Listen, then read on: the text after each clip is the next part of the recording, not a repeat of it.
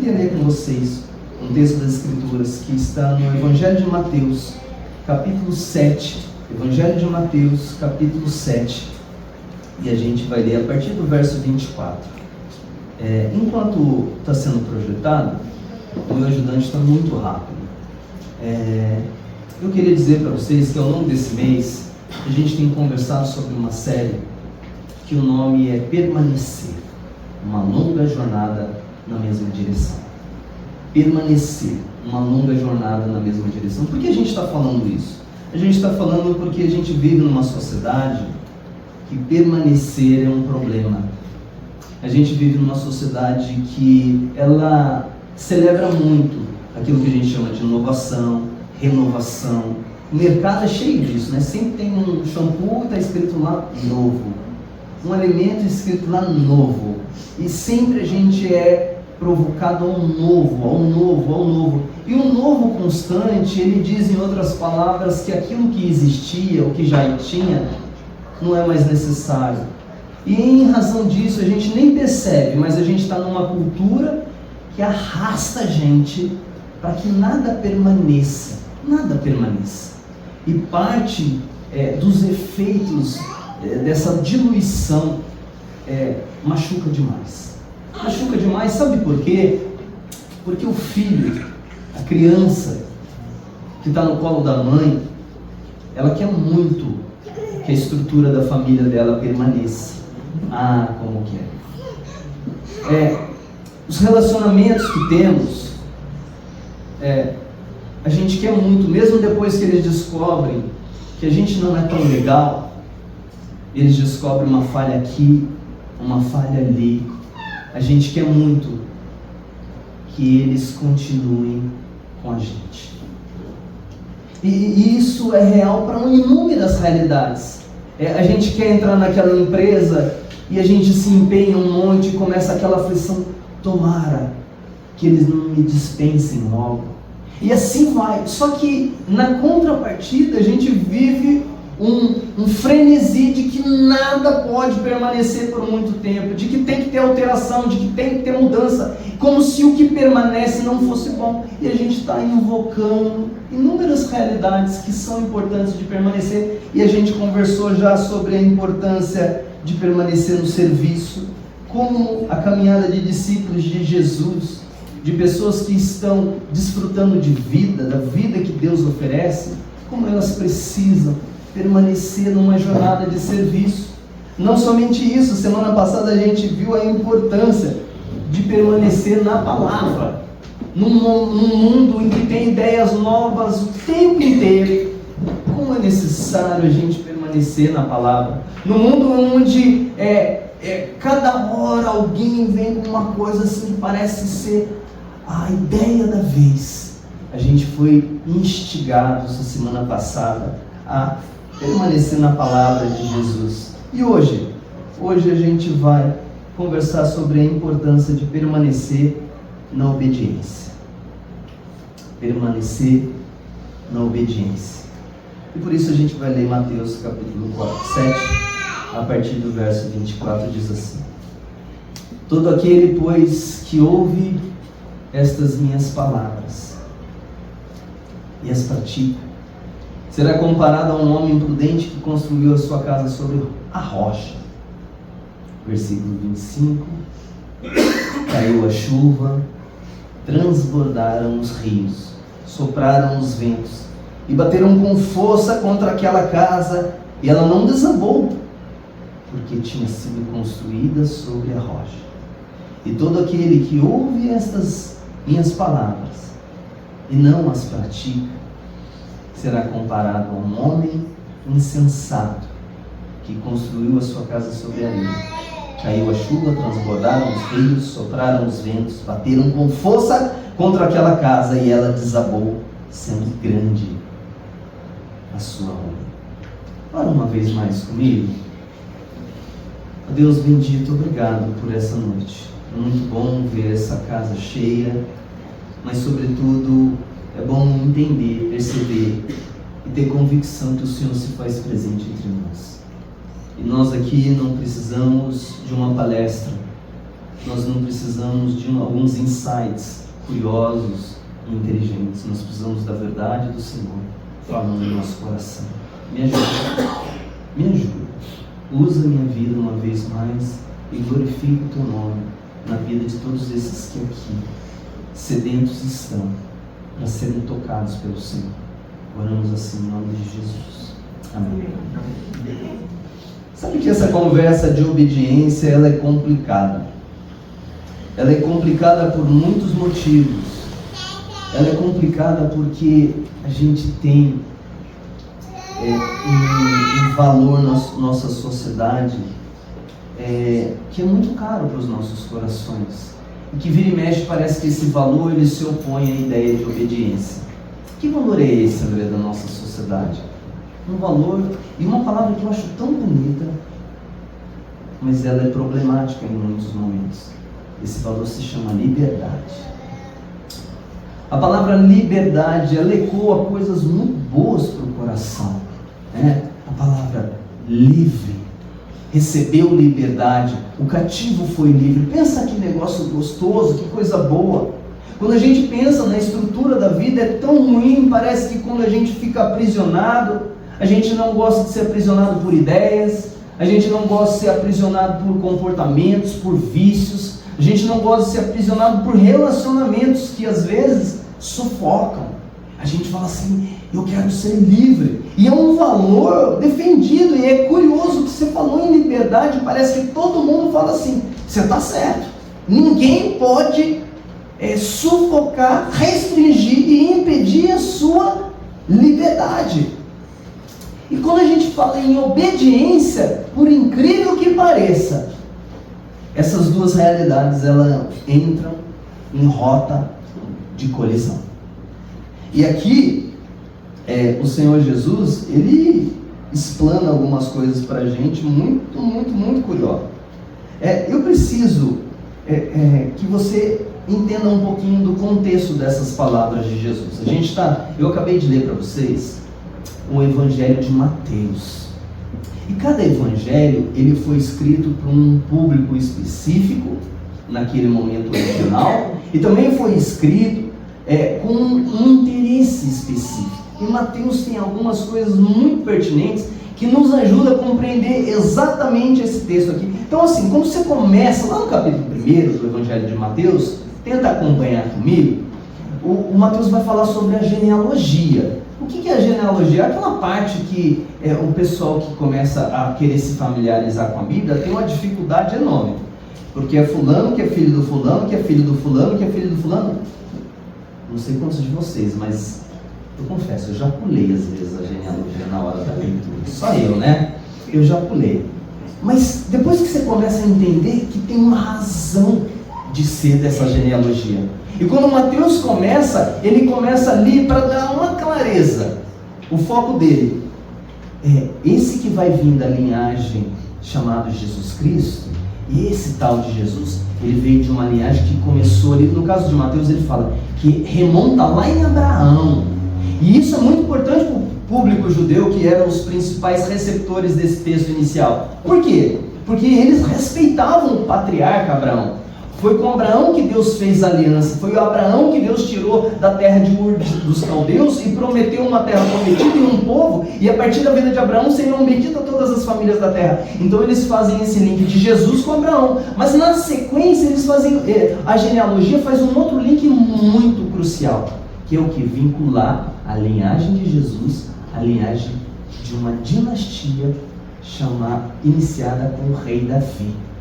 Então ele faz o seguinte com essa genealogia, ele cola a história de Jesus inicialmente em Abraão e depois cola essa história de Jesus e a vida de Jesus com alguém muito especial, nada mais nada menos do que um rei chamado Davi. E ele está dizendo assim, olha, a dinastia desse Davi chega até Jesus Cristo de Nazaré. E aí quando você começa o capítulo 2, você percebe que Mateus é o seguinte, ele está enfatizando essa coisa da realeza de Cristo. Por quê? Porque ele remonta uma história muito curiosa, aquelas que a gente sempre lembra do Natal, dos reis magos, os sábios do Oriente, que vêm até a região de Jerusalém, guiados por uma estrela, e quando eles chegam na região de Jerusalém, eles perguntam e abordam ali com aquela comitiva gigantesca, muito rica, e falam para o rei da época, Herodes, onde é nascido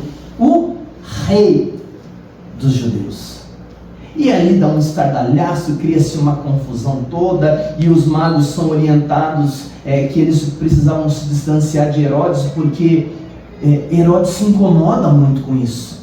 Não é uma notícia, uma informação que ele desdenha, ele percebe, ele conhece parte das profecias, ele sabe que o rei de fato tinha chegado, e ele era um rei usurpador do trono, ele não era alguém legítimo que estava no trono. Aí você vai para o capítulo 3, você descobre o seguinte, que um grande profeta, o último dos profetas, está anunciando a verdade de Deus, alguém muito respeitado, você já deve ter ouvido falar desse profeta chamado João Batista, e ele está batizando e proclamando uma mensagem de transformação, de restauração, de mudança. E aí, enquanto ele batiza todas as pessoas, enquanto ele batiza todo mundo, algo muito curioso acontece. Jesus vai chegando para perto dele, e ele resiste a não querer batizar, e antes desse batismo, ele diz assim, olha, está vindo alguém, do qual eu não sou digno de ajoelhado, desatar as sandálias dele. O que de novo está sendo dito, olha, esse ser é de muita autoridade. E aí Jesus chega em cena, o capítulo 4, Mateus coloca Jesus num embate tremendo com o inimigo das nossas vidas, o próprio Lúcifer. Satanás entra num embate, e é aquele capítulo conhecido como as tentações de Jesus, e Jesus sai triunfante, sai vitorioso, não sai, diferente de Adão e Eva, dos nossos primeiros pais, ele enfrenta, colhe Satanás de frente, e não cede, e agarra-se à verdade de Deus. Posto isso, o que Mateus está fazendo é o seguinte, é uma grande autoridade, é maior que Abraão, é maior que Davi. Ele é tão grande que João Batista, um grande profeta, diz que nem ajoelhado ele é digno de desatar as sandálias dele. É aquele que triunfa sobre o príncipe das trevas. E agora Jesus, no capítulo 5, o que acontece? Ele sobe num monte e ele começa a dar aquele ensino tão conhecido por todos nós, que a gente chama de Sermão da Montanha. E ele ensina coisas gloriosas, coisas sensacionais, coisas espetaculares. Esses 3 capítulos das Escrituras são maravilhosos. Se você ainda não leu alguma coisa das Escrituras, vale a pena você entrar em Mateus capítulo 5, 6 e 7. Você vai ver que ensino maravilhoso. E aí Jesus, no encerramento desse ensino, ele vem com essas palavras, dizendo o seguinte, olha, essas palavras que eu estou dizendo para vocês, elas têm implicações muito sérias. Primeiro, se você levar elas a sério, é garantia de estabilidade e permanência na sua vida, independente do que possa suceder na sua história.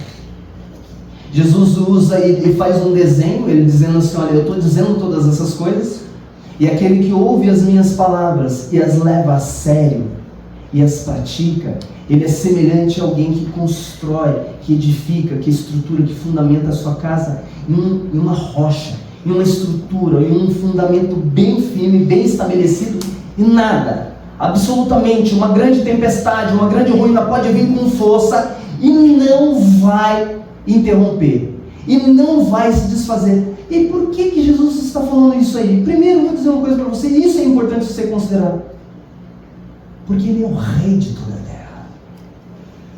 Ele está dizendo isso porque o cenário todo está montado para Ele dizer o seguinte, Ele tem toda a autoridade, Ele venceu o mal, Ele é o Messias prometido na história de Abraão, na história de Davi. Ele é aquele que maior do que qualquer profeta, ele tem realmente as palavras de vida, e aquilo que ele diz deve ser levado a sério, e aquele que leva a sério o que ele fala e vive o que ele está dizendo para viver, estrutura de fato a sua própria vida. Eu sei que a gente caminha num mundo de muitas inseguranças, e vira e mexe a gente vai tentando nutrir e formar pilares na nossa existência para que a nossa vida não seja abalada. A gente imagina que se a gente estudar bastante, trabalhar bastante, ter esse trabalho aqui, já ter outro em vista e conseguir fazer aquela economia, mas daí vem a saúde, né? E começa a ser fragilizadas e a gente percebe, olha, o dinheiro não... Mas se eu tiver um bom plano, e se eu vou atendido naquele hospital, aí você percebe, mas isso tudo não dá toda a segurança que eu preciso, porque a gente vive num mundo violento. Não, mas eu vou me precaver, eu vou colocar segurança aqui, eu vou estar atento ali. Você percebe, no fundo, quanta ansiedade provoca. Por quê? Porque esses pilares não dão solidez para a vida de fato. Inúmeras situações da nossa vida, elas são arrastadas à ruína. E de fato, uma coisa fica muito evidente ao longo do tempo que eu conheço Jesus Cristo. Como é fato de que aqueles que ouvem a palavra de Jesus levam a sério as suas orientações. Eles estruturam as suas vidas com força. E isso não quer dizer que dificuldades não venham, porque vêm. Mas é impressionante como depois de um tempo as vidas estão estáveis, estão estabelecidas, estão mantidas.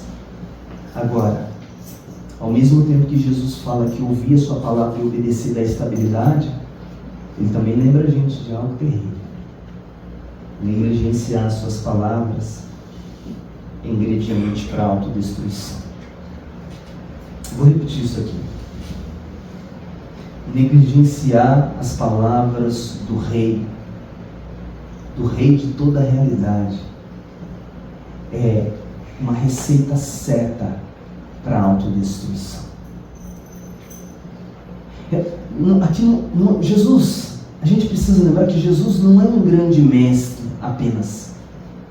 E eu sei que alguns de nós, assim, talvez em algum momento flerte com a ideia, eu entendo Jesus, eu acho que Jesus não dá para negar a historicidade dele, olha o calendário, olha o mundo, não dá para negar. Jesus existiu, André, eu confesso que ele é um mestre, eu confesso que ele é alguém assim de se respeitar. Deixa eu te dizer, se não tem condições de você aceitar que ele é um mestre, sabe por quê?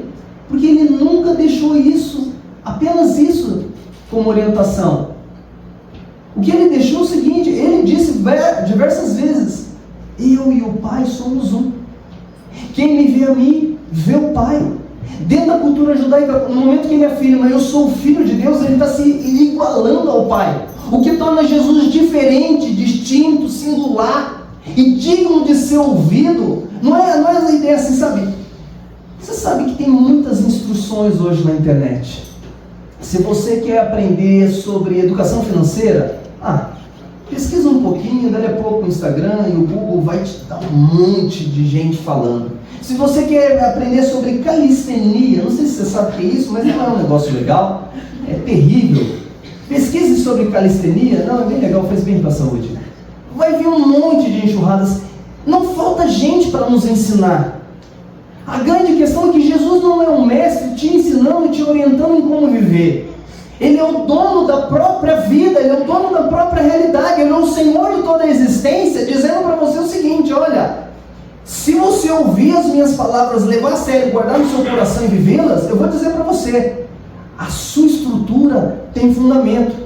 Se você ouvir as minhas palavras, olha gente, ouvir as minhas palavras, perceba que a nossa dinâmica aqui, ela pode ser feita desse jeito. A gente pode ouvir as palavras do Senhor, que está sendo exposta a partir das Escrituras, e falar assim, olha, eu não vou me comprometer com isso.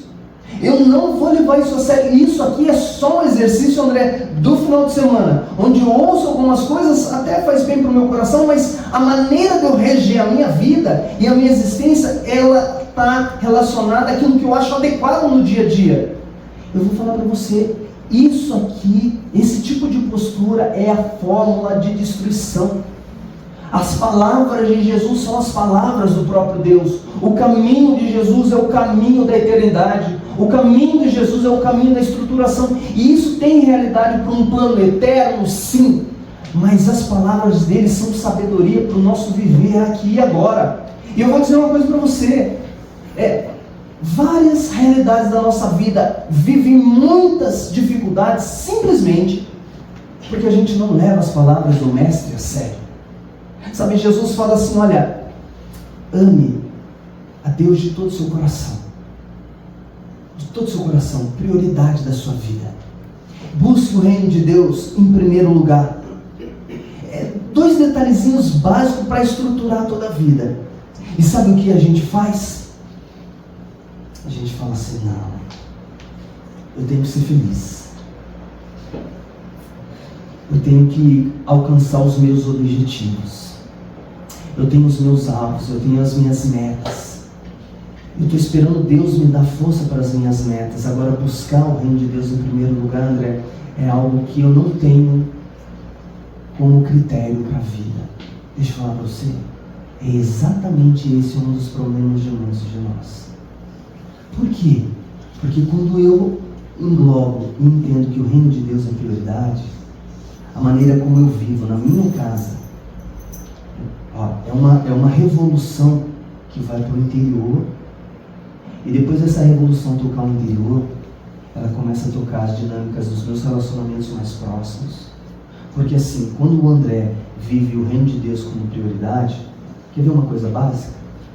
Ele não cede ao ego dele tão centrado a si mesmo. Ele percebe que a esposa dele e os filhos dele precisam vir antes dele. Você não faz ideia que revolução que isso ocasiona numa casa. Mas quer ver a outra realidade? Quando alguém vive essa dinâmica do reino de Deus e com as palavras de Jesus e leva isso a sério e vai para o ambiente do trabalho, ele não pensa só em si mesmo. Ela não pensa só em si mesmo. O olhar é macro. Sabe, a pessoa começa a viver uma vida na seguinte dinâmica: eu não estou aqui apenas para fazer e buscar o bem para mim mesmo. Eu fui abençoado por Deus, tocado por Jesus, e Ele me chamou para ser um agente de transformação e de bênção na realidade do mundo. Que tipo de funcionário é essa pessoa? Que tipo de aluno é esse que olha assim para a realidade do ambiente escolar e fala assim, olha, eu não estou aqui simplesmente para fazer parte da galera, ou porque o meu pai insiste comigo, ou a minha mãe insiste comigo. E, sobretudo, eu sou um discípulo de Jesus, e como discípulo de Jesus eu preciso viver aqui numa dinâmica onde o Senhor Jesus seja reconhecido. Gente, você vai perceber o seguinte: seja na área financeira, seja na área emocional, seja na maneira da gente gerir a nossa agenda, quando as palavras de Jesus são levadas a sério e a gente leva isso e fala assim, eu vou obedecer, você começa a perceber inúmeras realidades serem fortificadas, serem estruturadas. Eu sei que quando a gente fala isso, alguns de nós vivem talvez um momento de culpa aqui, porque alguns de nós às vezes pisam num ambiente como esse e a gente fala assim, André, olha,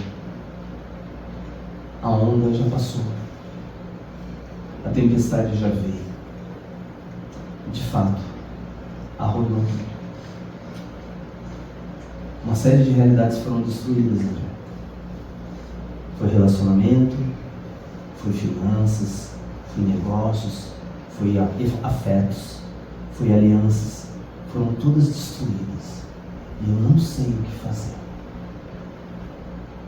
Isso aí que você está falando é certo, André. E é certo porque eu sei que lá atrás, André, eu não levei essas palavras a sério. Eu peguei um caminho onde eu desdenhei das palavras de Jesus, onde eu desdenhei dos princípios e valores das Escrituras. Eu desconsiderei a palavra do Mestre. Eu não levei isso a sério e agora só ruína veio sobre a minha vida. E eu estou aqui, André, para descobrir assim, o que eu faço? O que eu faço? Sabe o que eu acho espetacular? É que quando você olha para a caminhada desse rei aqui, você continua os capítulos de João Pedro dessa história, você vai descobrir o seguinte, que uma grande tempestade veio sobre Jesus.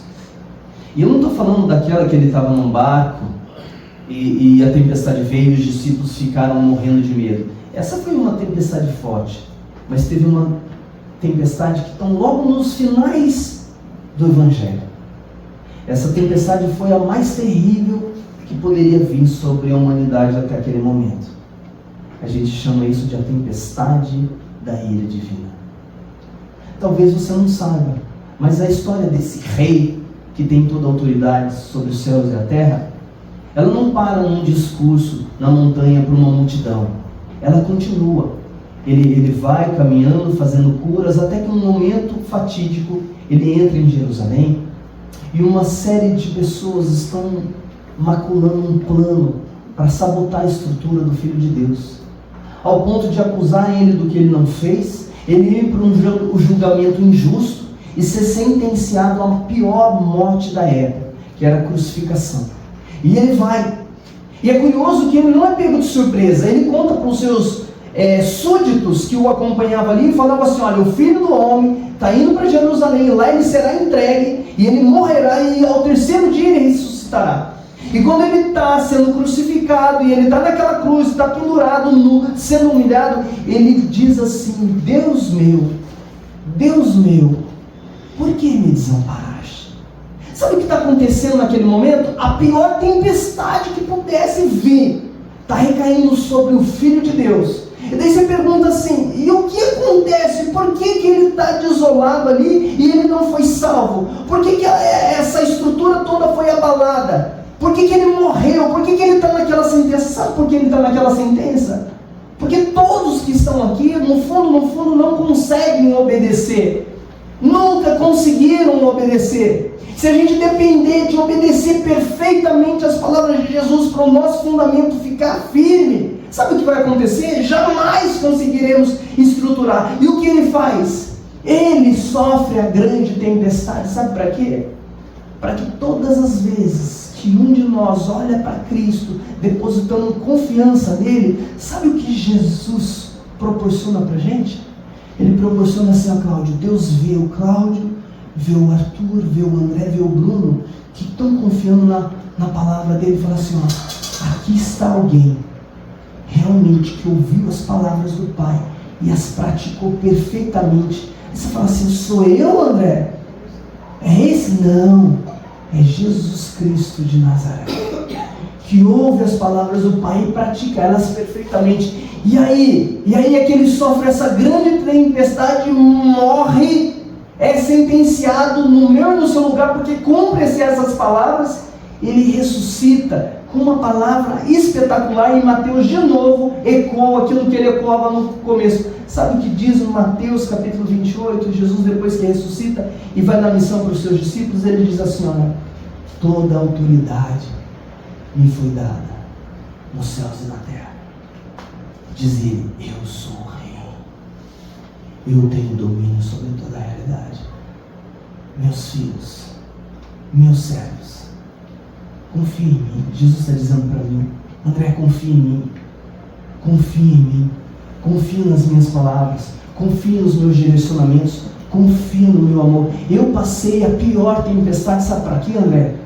Para que a tempestade da eternidade, da ira do meu Pai, de toda a realidade da vida, não te afogue, não te destrua. Eu fui destruído para que você seja protegido. Confia em mim. Confia em mim, se rende a mim. A mensagem cristã não é a mensagem de um tirano que domina sobre toda a realidade e exige obediência, custe o que custar. A mensagem é de um soberano que tem amor infinito, e por amar infinitamente ele vem, vive a vida que eu e você jamais conseguiremos viver, dá-nos o direito de acessar o Pai simplesmente, sabe com o quê? Com confiança na pessoa que ele é.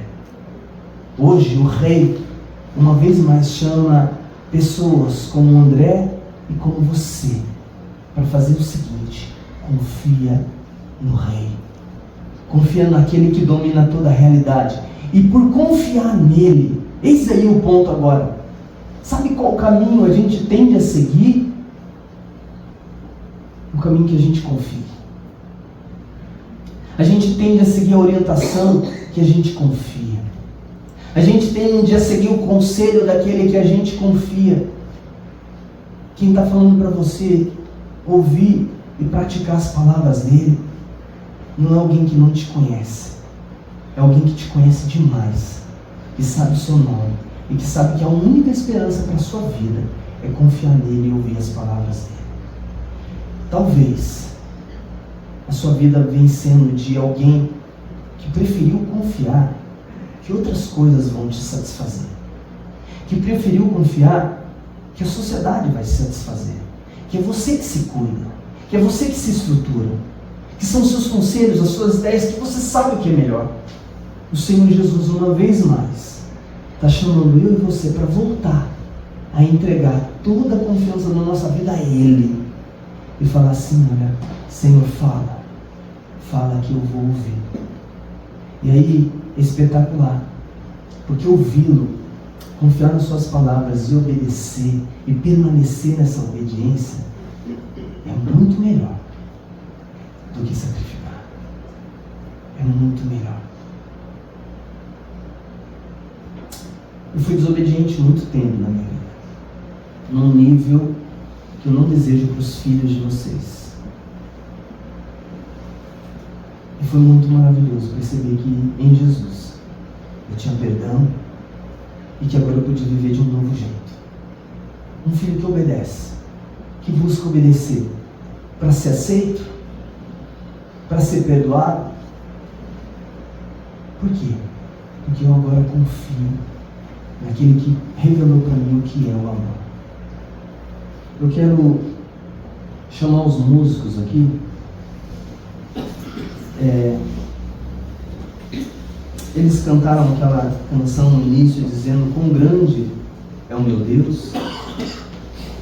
Eu não sei, às vezes a gente pensa na grandeza de Deus e ecoa pra gente eu não sei você, mas eu penso no universo, eu penso no cosmos, nessas informações que os astrônomos dão pra gente de nem saberem onde é o fim da galáxia, o fim do espaço.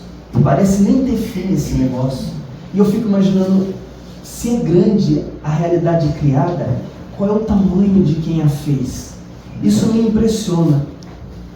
Mas eu ainda fico mais chocado quando eu entendo que o Deus que fez todas essas coisas, o Deus Filho que participou dessa obra da criação, Ele entrou na história. E para que eu e você não tivéssemos a vida devastada, Ele vai até a cruz. Então talvez para você olhar para o cosmos mostre a grandeza de Deus, de fato mostra, mas eu queria que hoje você olhasse para a cruz, porque ela é sua, ela era minha. Eu não obedeço o tanto que devia, você não obedeceu o tanto que devia, e você só merecia uma coisa: separação desse ser tão glorioso e belo. Mas Ele, esse amor infinito, nessa grandeza, Ele se fez pequeno, do tamanho da gente, para que pudesse carregar uma condenação que era nossa, para que a gente pudesse ganhar o presente da vida que é dele. Esse Deus é grande, e Ele te chama para um relacionamento com Ele, para ouvir as palavras dele, confiar nele e viver para Ele, e viver com Ele. Isso muda a história, isso mudou a minha história, isso mudou a história de muitos que está aqui, isso continua mudando a história. Eu quero te convidar a ficar de pé. Eu vou fazer uma oração. E se puder cantar com todo o seu coração, dizendo: Senhor Jesus, que carregou essa tempestade no meu lugar, para que a minha vida fosse firme em Ti. O Senhor é grande. O Senhor é grande. Ó Deus, obrigado por essa noite. O Senhor é grande demais. Eu nunca conseguirei obedecer as Suas palavras do jeito que eu preciso. Eu nunca vou conseguir. Ninguém aqui nunca vai conseguir, nunca conseguiram. Mas o verdadeiro Rei de toda a terra fez tudo o que tinha que ser feito e sofreu a nossa tempestade. A nossa tempestade foi sobre Ele, para que a gente entendesse quem é o Senhor. O Senhor não é um soberano tirano, o Senhor é soberano, cheio de compaixão, e com os teus decretos e os teus desígnios levou o teu Filho amado para sofrer no nosso lugar. Mas Ele vence a morte e olha hoje com uma face afável para cada um aqui, dizendo que ainda que as tempestades da vida tenham derrubado a gente, o Senhor vem restaurar e dar um novo tempo, um novo momento para a nossa história. Nós só queremos dizer hoje aqui: o Senhor é grande, nós te amamos, nós te servimos e te adoramos, e oramos no nome daquele que reina hoje e sempre, Jesus Cristo. Amém.